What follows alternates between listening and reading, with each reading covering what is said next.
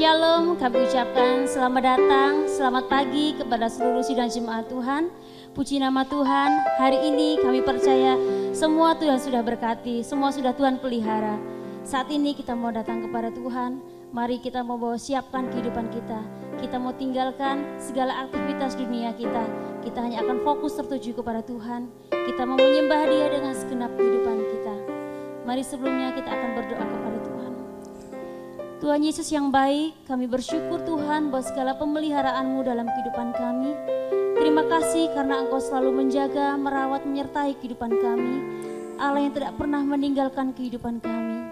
Bapa, saat ini kami datang dengan kerendahan hati kami Tuhan. Membawa setiap pujian penyembahan kami hanya kepadamu. Mari Bapa, Engkau memimpin, mengurapi setiap kami dengan Roh Kudus-Mu. Mengurapi dimanapun kami berada ya Bapa. Kami percaya Tuhan saat ini berkat sukacita Allah akan Kau limpahkan atas kehidupan kami. Terima kasih Bapa, sekali lagi kami bersyukur dan kami mengucap syukur buat setiap kebaikan-Mu. Hanya dalam nama Yesus, haleluya, amin.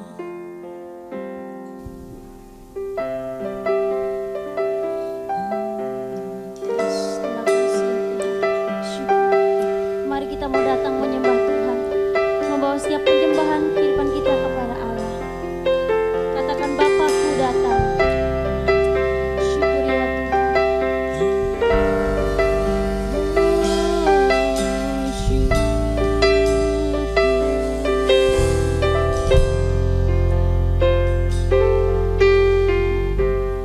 Bapakku datang menyembah-Mu di sini. Ku percayakan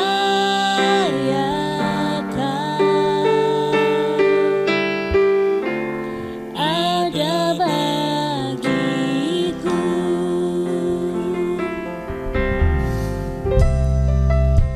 Syukur ya Tuhan, kami datang kepadamu ya Yesus. Oh, syukur.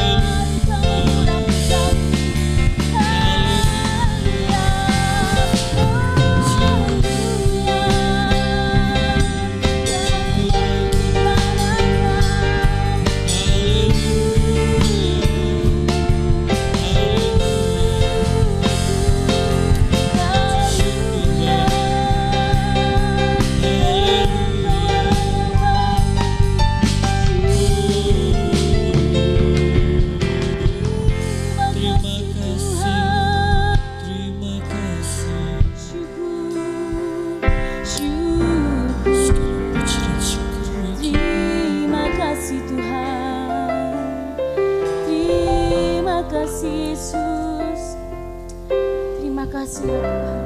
Kami siap ya Tuhan. Kami siap diberkati lebih. Dan kami siap bersorak-sorai di nama-Mu ya Yesus. Haleluya. Amin. Tuhan kita adalah Allah yang besar, Allah yang penuh dengan kuasa.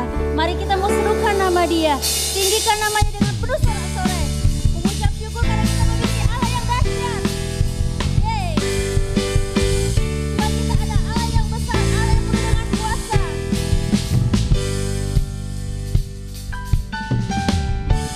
Tuhanku maha besar, Tuhanku maha kuasa, Raja segala raja.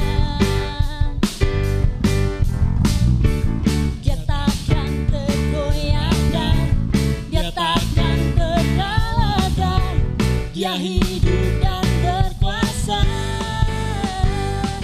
Serukan namanya, Yesus Tuhan Raja, segala kuasa tunduk dalam namanya. Dia luar biasa, perkasa mulia, Yesus nama di atas segala nama. Mari kita bersorak-sorai lagi kepada Tuhan. Angkat suaramu, mari bersorak-sorai.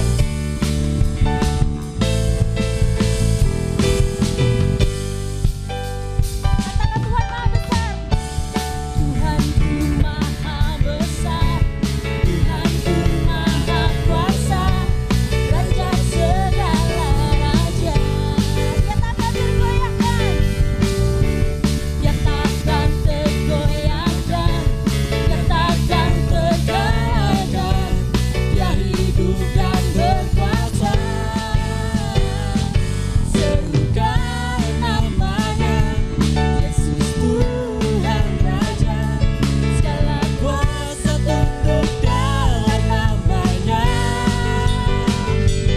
Dia luar biasa, perkasa mulia, Yesus nama di atas segala nama.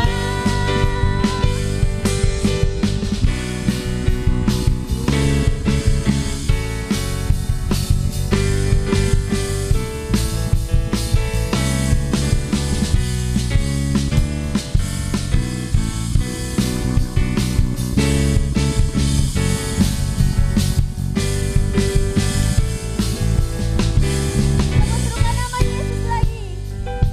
Mari kita angkat suara kita sama-sama.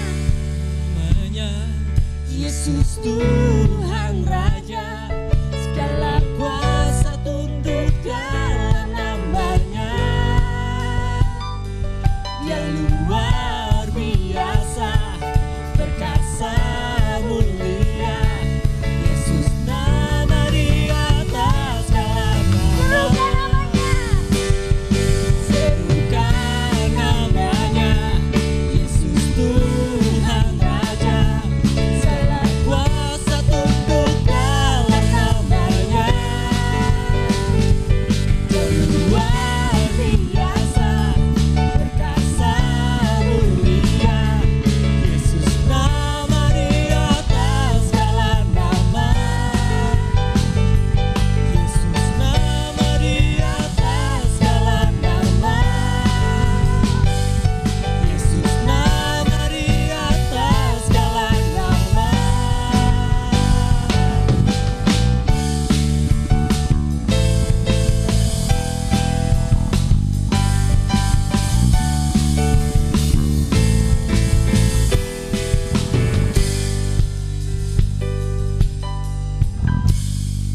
Yeay, puji nama Tuhan. Mari sama-sama kita saat ini mau siapkan setiap kehidupan kita untuk kita siap mendengarkan firman Tuhan. Biarlah kehidupan kita boleh menjadi pelaku-pelaku firman Tuhan. Dan di saat firman Tuhan bekerja, kita percaya tidak ada yang mustahil bagi Allah. Mari kita mau siapkan kehidupan kita. Karena kita yakin firman-Nya hidup dan firman-Nya senantiasa menopang dalam setiap kehidupan kita.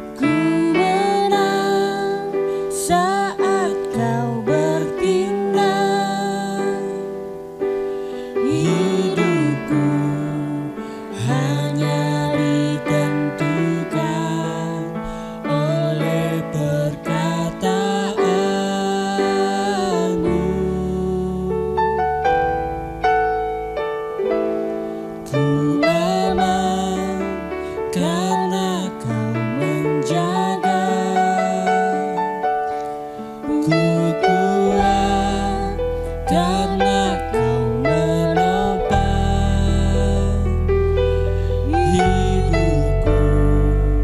Hanya ditentukan oleh Kuasa-Mu bagi Tuhan.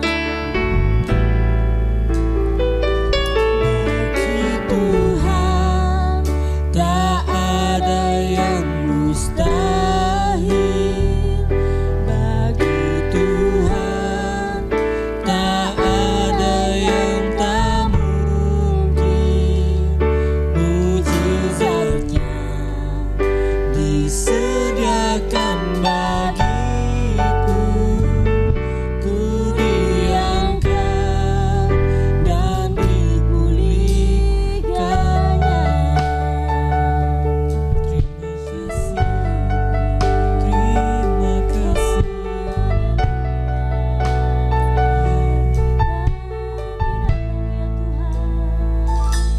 ku yakin saat Kau berfirman,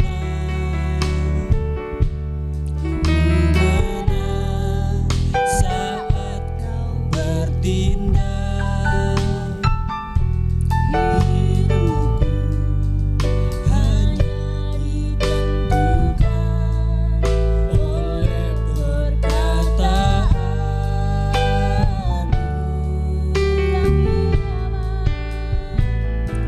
Ku aman karena Kau menjaga.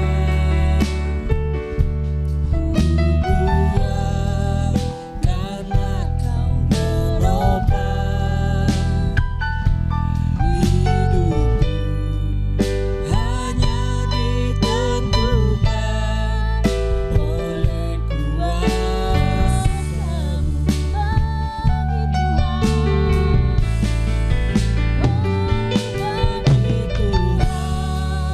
Tak ada yang mustahil bagi Tuhan. Tak ada yang tak mungkin. Mujizatnya disediakan bagiku. Ku diangkat dan dipulihkan. Bagi Tuhan tak ada yang mustahil. Bagi Tuhan tak ada yang tak mungkin.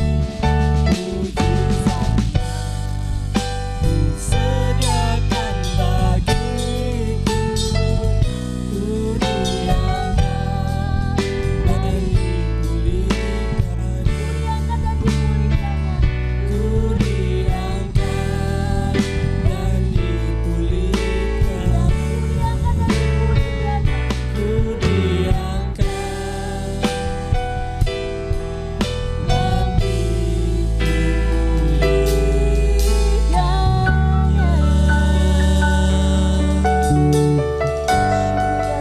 Terima kasih. Kami siap ya Tuhan. Kami siap ya Tuhan. Haleluya. Kami siap diberkati dengan firman-Mu ya Bapa. Kami siap membawa sepenuhnya kehidupan kami ke dalam hadirat-Mu ya Tuhan. Terima kasih Tuhan. Kami siap diberkati dengan firman-Mu. Haleluya. Amin. Mari kita berdoa, Bapak Ibu Saudaraku sekalian, kita persiapkan hati kita untuk menerima firman Tuhan. Bapa kami yang di surga, terima kasih untuk kesempatan di mana kami boleh memuji, mengagungkan nama-Mu. Kami boleh mendengarkan firman-Mu. Urapi pemberitaan firman-Mu, baik hamba-Mu yang akan menyampaikan maupun kami yang akan mendengarkan firman-Mu. Biarlah baik hamba-Mu maupun kami sama-sama diberkati. Terpujilah nama-Mu Bapa, di dalam nama Tuhan Yesus Kristus kami panjatkan doa kami. Amin. Shalom. Selamat pagi Bapak Ibu Saudaraku sekalian. Tuhan Yesus mengatakan berbahagialah orang yang murah hatinya karena mereka akan beroleh kemurahan. Perlu kita mengerti Bapak Ibu Saudaraku sekalian bahwa prinsip atau hukum ini, aturan main ini berlaku untuk semua orang. Bukan hanya untuk kita sebagai orang percaya, tetapi untuk semua orang yang disebut manusia. Semua orang yang praktek bermurah hati terhadap sesamanya, dia akan beroleh kemurahan. Itu janji firman Tuhan. Bukan saya yang berjanji, bukan pendeta yang berjanji, tetapi Tuhan sendiri.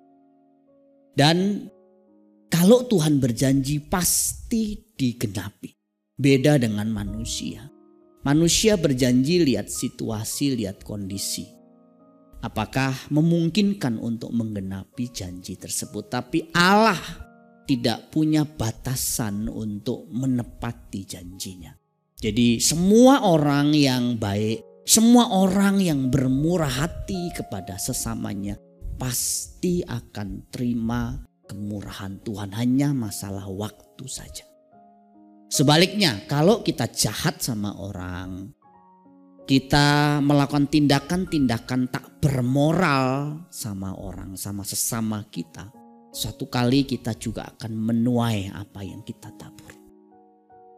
Karena pada prinsipnya begitu. Apa yang kita tabur itu pula yang kita tuai. Semua kebajikan yang kita lakukan kepada sesama akan kembali kepada kita. Semua kejahatan yang kita lakukan kepada sesama juga akan kembali kepada kita. Itulah hukum tabur tuai Bapak Ibu Saudaraku sekalian. Firman Tuhan mengatakan, lemparlah rotimu ke air, maka engkau akan mendapatnya kembali lama setelah itu. Pengkhotbah 11 ayat 1. Terjemahan lainnya berbunyi begini, berilah dengan limpah, karena kelak pemberian-pemberianmu akan kembali kepadamu. Ini yang menarik Bapak Ibu Saudaraku sekalian.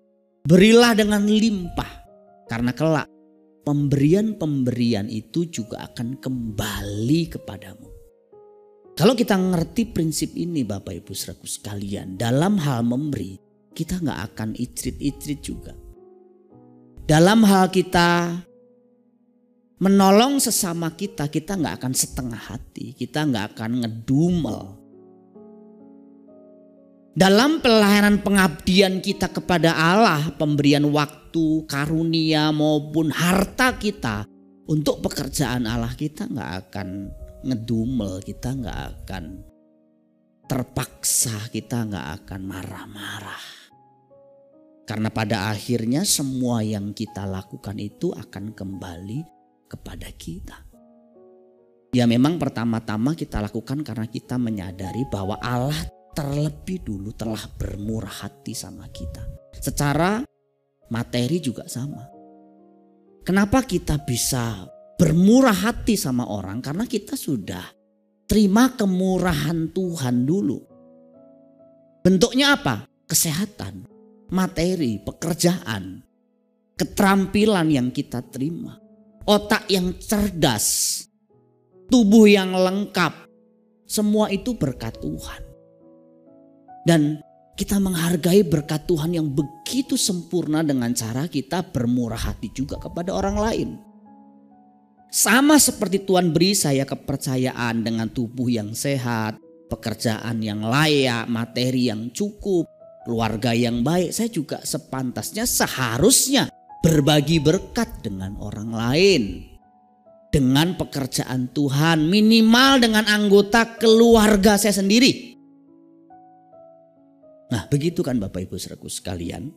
Kalau kita mengerti ini, baru dasar yang kedua, karena kita ngerti dalam kita bermurah hati tersebut, kita justru mendapatkan kepuasan, kebahagiaan dan berkat-berkat istimewa yang kita tidak dapatkan dengan kita berdiam diri saja. Memang dengan kita berdiam diri mungkin kita gak rugi, tapi juga kita gak mendapatkan apa-apa. Menjadi orang Kristen bukan saja kita gak jahat Bapak Ibu Saudaraku sekalian. tapi kita juga harus baik. Rasul Petrus mengatakan kepada imanmu harus sungguh-sungguh ditambahkan kebajikan.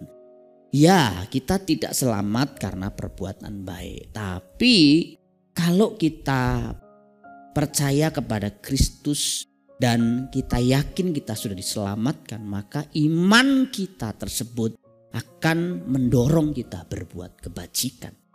Berbuat baik kepada sesama kita bukan supaya selamat, justru karena kita menyadari kita sudah diselamatkan. Ya, Bapak Ibu Saudaraku sekalian, kalau kita mengerti prinsip-prinsip ini, maka kita juga nggak akan gampang marah dengan kehidupan orang lain yang kelihatannya baik. Misalnya corona seperti ini, kok dia sepertinya baik-baik saja ya. Secara ekonomi baik, kesehatan baik, keluarga baik. Kita tidak boleh marah, iri hati, kenapa saya kok sepertinya terpuruk.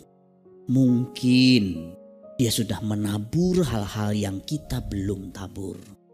Ibadah, doa, air matanya dalam memberi untuk pekerjaan Tuhan, memberi untuk orang-orang miskin, mensupport anggota keluarganya. Dan banyak hal lain, dan dia juga gak menabur kejahatan selama hidupnya. Hidupnya lurus. Jadi wajar kalau misalnya dia menerima kebaikan. Di tempat kerja juga dia tanggung jawab. Dulu waktu dia sekolah dia rajin. Kalau sudah begitu ya kita gak boleh iri, kita gak boleh marah. Lawang kita saja selama kita hidup di dunia, kita juga jarang menabur kebajikan. Menabur doa dan air mata, menabur pemberian kepada orang miskin atau kepada pekerjaan Allah. Bahkan kepada orang tua kita sendiri, kepada anggota keluarga kita sendiri saja kita mungkin gak menabur. Di tempat kerja juga kita malas, kita nyolong, ngelawan atasan. Gimana kita mau diberkati Tuhan? Ya, saudaraku sekalian. Jadi kita gak boleh iri, gak boleh marah kalau lihat hidup orang lain itu enak, baik. Karena mungkin dia sudah tabur kebaikan, kebajikan. Sebaliknya kita gak boleh cepat-cepat menghakimi.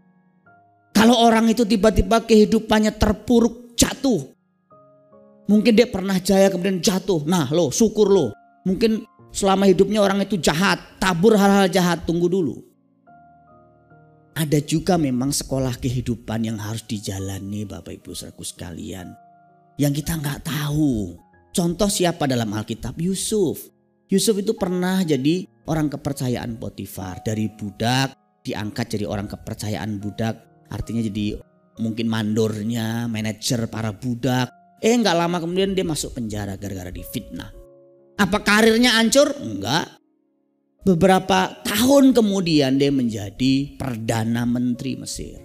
Siapa lagi? Daud. Daud pernah dari orang yang pernah mengalahkan Goliat. Kemudian jadi perwira kepala pasukan 1000. Jadi mantu raja, kemudian terjun bebas. Dikejar-kejar oleh mertua, oleh pemimpinnya sendiri, mau dibunuh. Selama belasan tahun hidupnya belangsak, orang Jawa bilang. Apakah hidupnya hancur? Enggak. Belasan tahun kemudian dia jadi raja. Jadi jangan juga kita buru-buru menghakimi orang yang saat ini mungkin bangkrut, jatuh, sakit. Tuhan punya sekolah sendiri buat dia. Ya, saudaraku sekalian. Memang dengan kita memberi, dengan kita mengampuni ada rasa sakit. Dan rasa sakit itu mungkin tidak bisa dibahasakan dengan kata-kata. Waktu kita memberi uang itu mungkin kita bisa pakai sebenarnya untuk makan steak yang enak. Kadang kita makan aja irit-irit. Tapi kita nolong orang kadang-kadang gak irit-irit. Ya saudaraku sekalian. Mungkin kita bisa beli baju baru. Kita bisa beli hal-hal yang kita sukai. Tapi dengan kita memberi akhirnya kita tidak jadi beli baju baru. Tidak makan steak yang enak. Malah kita bagikan untuk orang lain.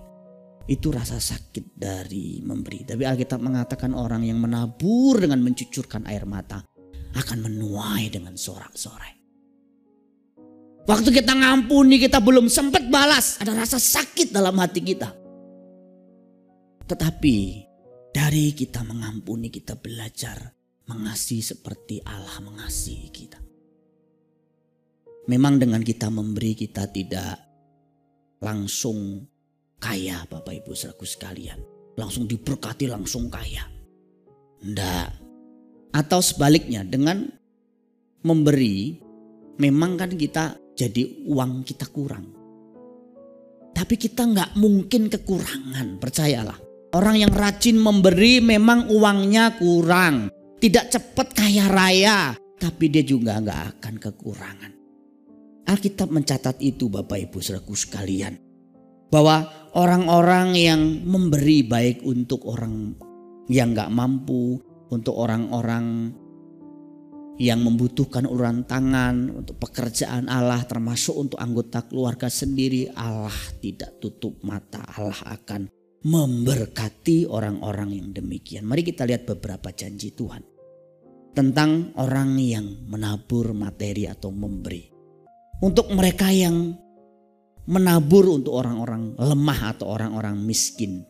Ini janji firman Tuhan. Siapa menaruh belas kasihan kepada orang yang lemah, memiutangi Tuhan yang akan membalas perbuatannya itu.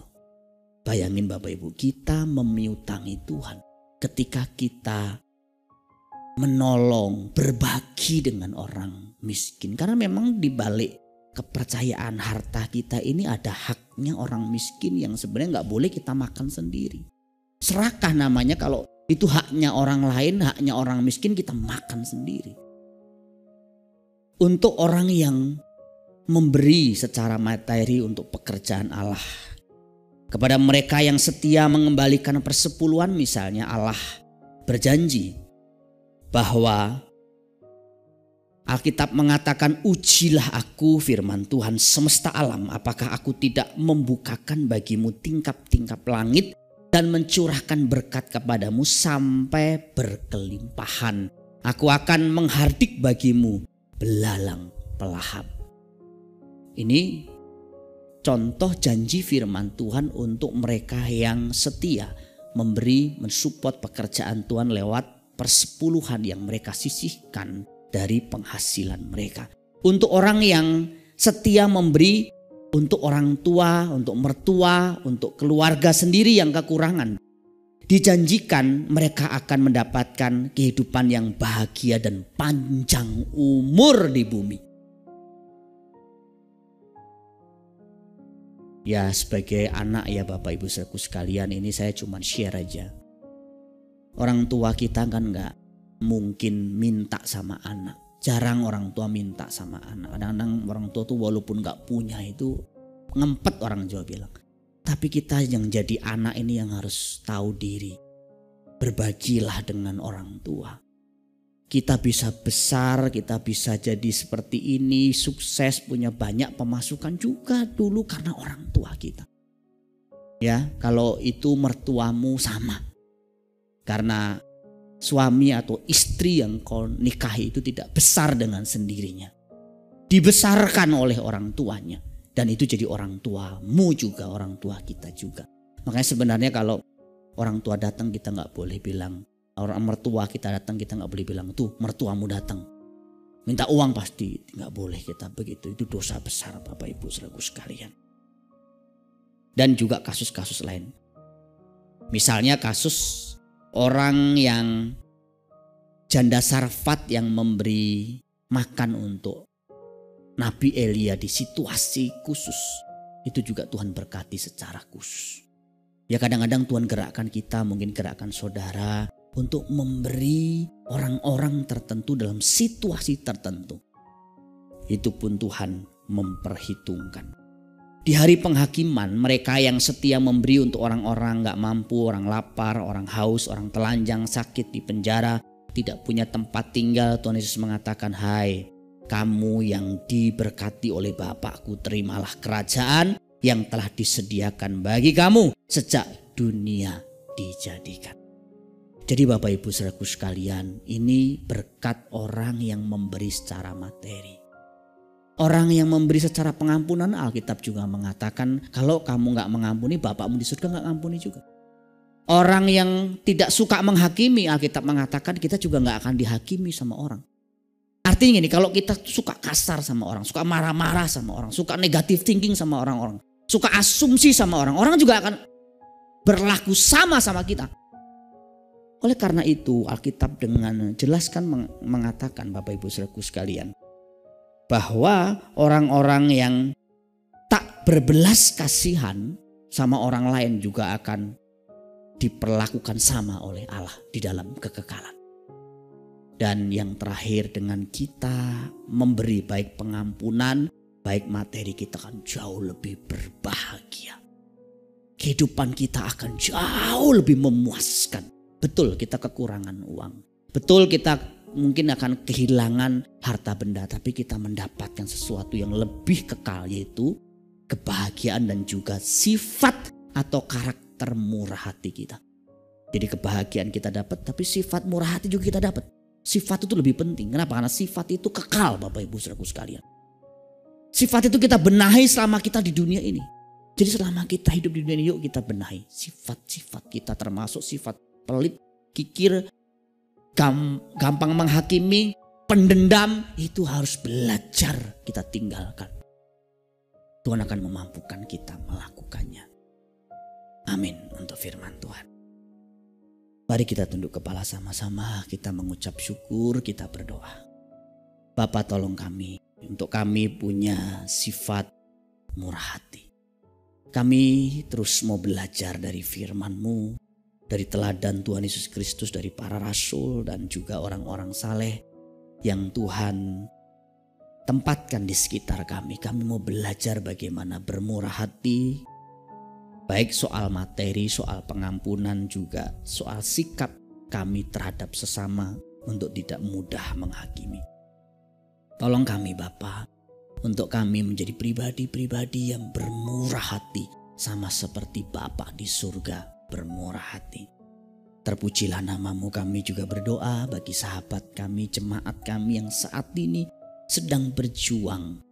Karena dampak pandemi ini mereka terpuruk secara kesehatan, secara ekonomi, hubungan keluarga mereka. Tuhan tolong, Tuhan berikan jalan keluar. Tuhan tolong mampukan mereka melewati semua ini.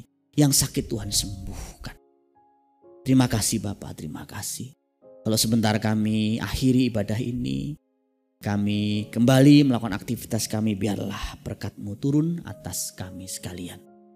Jemaat yang dikasihi Tuhan, arahkan hatimu, kedangkan tanganmu, terimalah berkat Tuhan. Tuhan memberkati engkau dan melindungi engkau. Tuhan menyinari engkau dengan wajahnya dan memberi engkau kasih karunia. Tuhan menghadapkan wajahnya kepadamu dan memberi engkau damai sejahtera. Berkat itu datang dari Allah Bapa kita di surga. Kasih sayang dari Tuhan Yesus Kristus, serta pimpinan penyertaan Roh Kudus akan memimpin menyertai hidupmu. Mulai hari ini sampai Maranatha. Tuhan datang kedua kali menjemput kita sekalian dalam awan-awan permai. Sama-sama yang diberkati kita berkata, amin. Selamat pagi, Tuhan Yesus memberkati kita sekalian.